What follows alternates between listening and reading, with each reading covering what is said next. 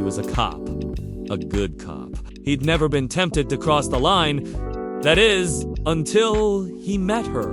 She was a thief, a master thief, a woman who could look you in the eyes and steal your soul. She was everything he swore to fight against, and yet he found himself falling for her. How did this happen? What was it about her that made him act out of character? And how far would he go to protect her? I'm the author.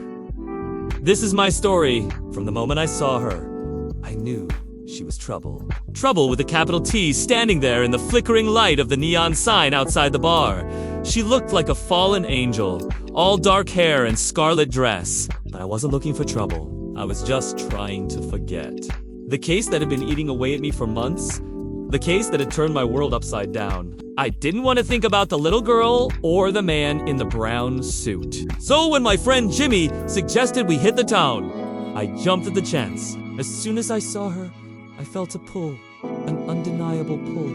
She was dangerous. I could feel it in my bones, but I couldn't look away.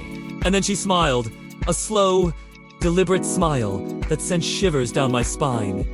In that moment, I knew I was in trouble. But before I could stop myself, I was already walking towards her, drawn to her like a moth to a flame. Her name was Delilah. And she was trouble with a capital T, a notorious thief who had been slipping through the fingers of the police for years. She was wanted for a string of art heists that had left the city's elite fuming and the police force scratching their heads. I should have arrested her on the spot, but I didn't. I spent the night talking to her, listening to her stories, laughing at her jokes, letting myself get lost in her world. And as the night wore on, I found myself liking her more and more. It was insane. Here I was, a cop, falling for a criminal. But she was different from the other women I dated. She was smart, witty, and independent, and she didn't need anyone's protection. Well, maybe she did, but she sure didn't want it. Over the next few weeks, I saw her again. We hung out at dive bars and jazz clubs. She introduced me to a world I never knew existed, a world of smoky backrooms and whispered conversations. And all the while, I kept waiting for the other shoe to drop. I knew she was dangerous, but I couldn't help but feel like I was the one in danger. Then one night, she let me in. Not just to her world, but to her apartment. It was small, cramped, but it was hers. And as I sat there sipping her cheap whiskey, I knew I was in too deep.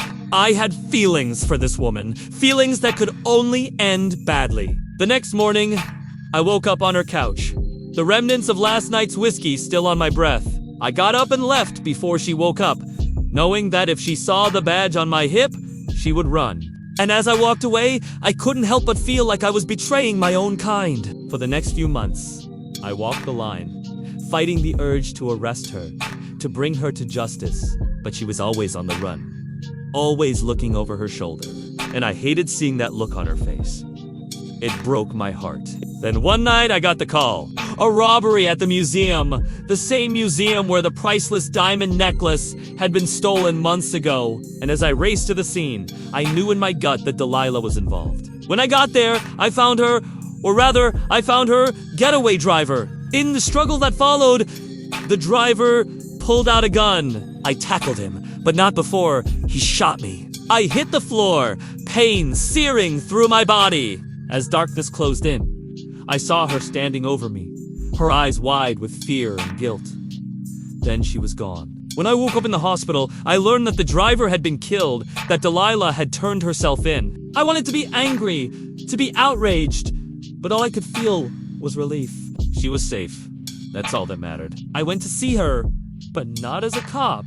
I was just a guy who had feelings for a woman who didn't know how to love. She looked different in the harsh fluorescent light of the interrogation room, her usual sparkle dimmed by the weight of her crimes. But when she saw me, that spark came back to life. And for a moment, I forgot everything. She was beautiful, damn near angelic, and I loved her.